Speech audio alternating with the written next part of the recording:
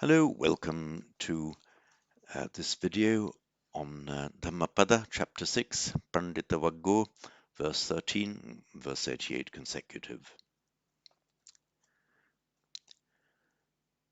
Tatrabhiratimichaya hitva kame akinchano pariyodapaya attanan chittaklesehi pandito.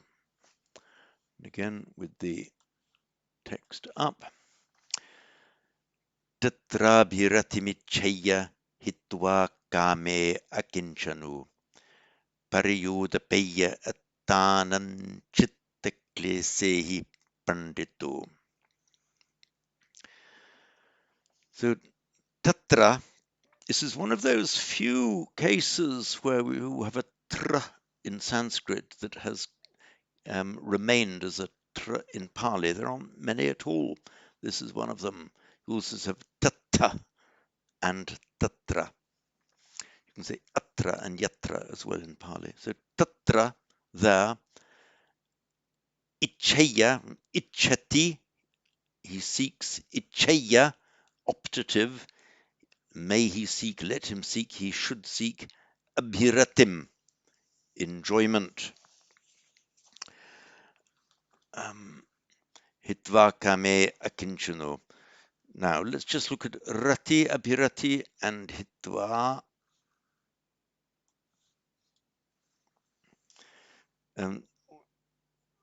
We've just had this root, ram, as in duramam, lack of enjoyment, or somewhere where it's difficult to find enjoyment. The past participle is not ranta but rata, just as we have gam, gata. And the verbal noun, or one of the forms of the verbal noun, is rati. This applies in Sanskrit and Pali, by the way, rata, rati, both Sanskrit and Pali. Oops. And most commonly, it refers to pleasures of the senses, as in duramam, not much fun there, not much sensual pleasure there.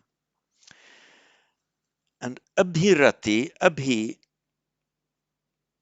is on top of, rushing for it, throwing yourself on top of it, abhirati.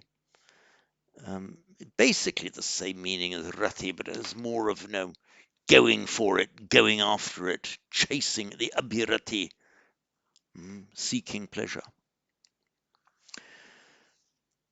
So abhiratimichati, he kind of seeks pleasure, not just wants it, but it's a sense it's got a much more dynamic thing, putting your energy into going and getting it. So tatrabhiratimichaya. Now here, this abhirati is mostly used, as we've seen, in a sensual pleasure sense, in contrast with the goals and aims of the spiritual life. But this word is used here deliberately to make a contrast. Look, you're looking for your pleasure there. You're looking in the wrong place. Seek your pleasure there in seclusion, where fun is difficult to find. Tatra abhiratimichaya. Let you seek your pleasure there. Hitva kame, having abandoned kamas. This is the accusative plural. Hitva kame, having abandoned kama, meaning sensual pleasure or sensual desire. The word ranges over both meanings. Now, hitva, it's from the root we've just been looking at. Ha. Vipahaya, we've just had in the previous verse. Vipahaya, having abandoned. It, as I say, it's mostly, this verb is mostly used, construed with the prefix pra, pa, but not always. So hitva, it makes its absolutive in toi, but it changes the a to I. So hitva, from ha, hitva, having left, having abandoned. So there let him seek his pleasure, hitva kame, having abandoned sensory desire, akinchano, not having anything. So we've got the, sorry, I give you iPad. We have kim, meaning what. Same in Sanskrit and Pali. Now, if you add chana to the interrogative, so kim means what as a question. Kim karoshi, what are you doing? In Pali, king karosi. If you add chana to this question word, it gives it an indefinite meaning in the sense of something, something or other, an unspecified something. So kinchana then, and you can run them together with the sandhi, so that's kinchana. Now, if you put the a in front of it, the a, as you know, it's the negating a, the same as the Greek alpha privative. So akinchana can, strictly speaking, mean nothing, not something, therefore nothing. But here it makes a possessive adjective, Pali bahubihi, Sanskrit bahuvrihi, adjective, meaning not having anything, without anything. In other words, having no possessions, owning nothing. That's the meaning of akinchana here. And we find in some of the Pali texts, so we have akinchana,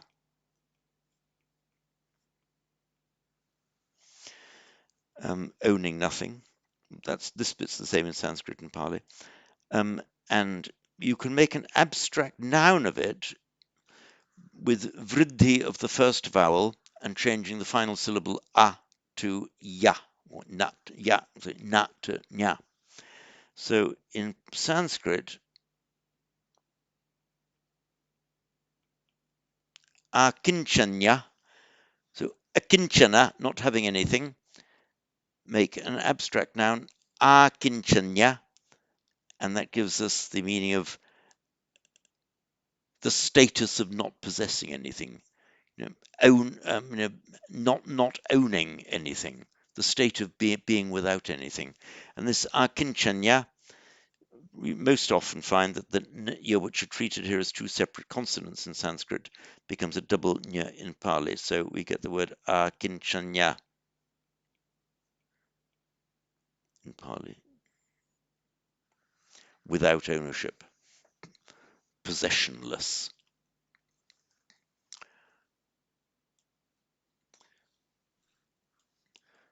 So hitva kame, having abandoned sensual desires, akinchano, without anything, owning nothing. How's it translated here? Having nothing. Pariyodapeya attanang chittaklesehi pandito. So the pandito, the wise man. By the way, in Sanskrit, and particularly in Hinduism, I'll be corrected, I hope, if I'm wrong here. Pandita more has the meaning of a learned person, one who's learned in the Vedas, with a certain element of wisdom there as well. But when it's used in the Buddhist texts, it's generally not so much to do with learning as such. It has more the idea of wise and sensible, the person who makes wise choices about his spiritual life. Again, a broad meaning of overlap, but just bear in mind that it's got the idea of learning in Sanskrit and the idea of not necessarily of much learning, but of wisdom of how you live your life in Pali. That's the pandito. And that's the same word that's come into English when we talk about the pundits, people who are even stock market pundits, for example. Nothing particularly spiritual about them, it might be, but anyway, nothing inherently spiritual about them. But the word just means, it's come to mean in modern colloquial English, people who know a lot about them, about something. And some people, some distinguished figures in India, are given the title of Pundit, as in, well, the best known example in modern times is Pandit Nehru. Jawaharlal Nehru is often known as Pandit Nehru. Remember that in the modern languages of northern India, the final short a is dropped, so they don't say Pandita Nehru, but Pandit Nehru. So Pariyodapeya, slightly irregular verb, this daidayati, paryava, to clean off, Pariyodapeti, in Sanskrit, sorry, I'm falling over myself. Paryodapet in Sanskrit, or Paryodapayet in Pali, just Paryodapeya. So Paryodapeya, let him cleanse. Pari avadapeya. Pari ava. That's just in ava, off, pari, around, completely clean off. Pari avadapeya. Let him completely clean off. So Paryodapeya. Attanam. The self. He should cleanse himself. Chittaklesehi. This ehi is the ablative plural.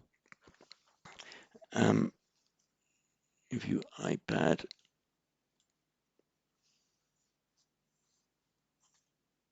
trying to turn the page. Come on, please turn page. Turn for me. There we are. It's the looking at Sanskrit, for example, simple word nara.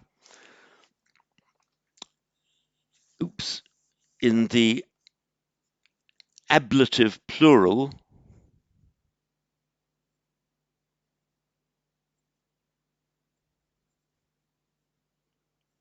Looking at Sanskrit now. Narebhya, from the men. And this narebhya in Pali morphs to narehi.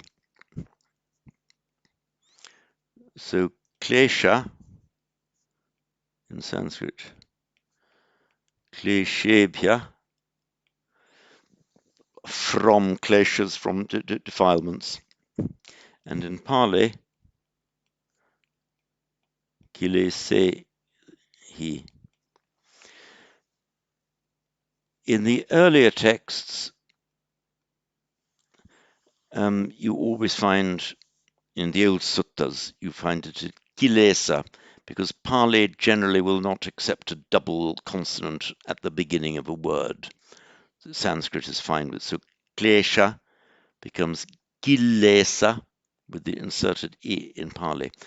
In the later texts, you will often see klesa. So it's a slight anomaly to have a word beginning with a kl in Pali. But there it is with this word, it is allowed. So I say only in the later texts, you won't find it, for example, in the Pali texts of the Majjhima or the Digha.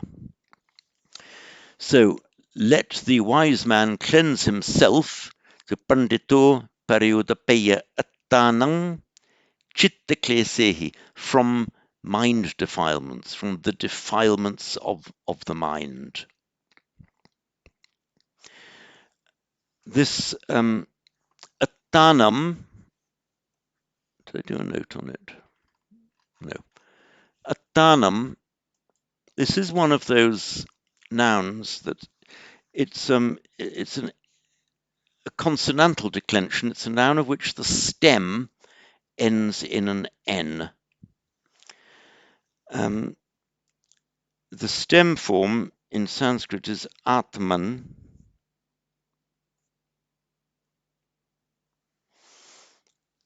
Most nouns of the final consonantal N declension, a neuter, Atman is a masculine.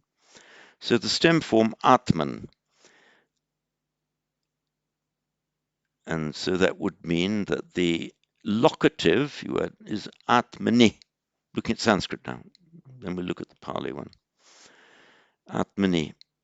Genitive. Atmanaha.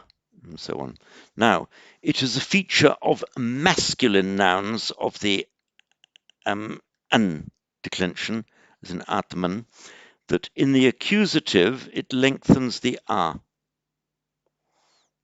So not Atmanam, you have Atmani, Atmanah, but Atmanam. Only in the masculine ones, Atmanam.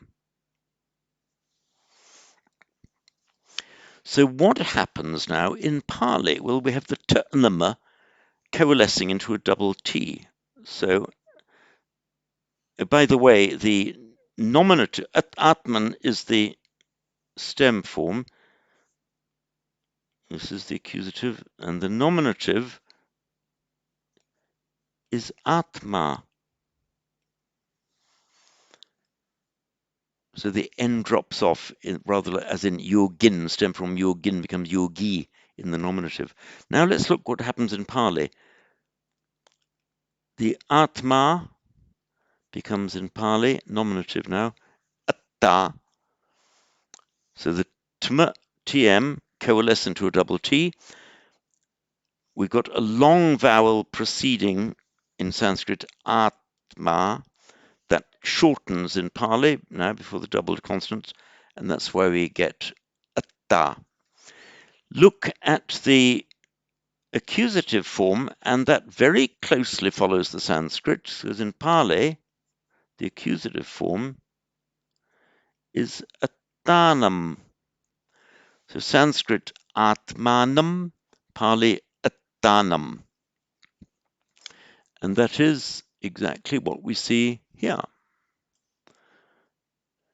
Pariyudapeya Attanam. That's how we reach that point. So I will read it through for you again.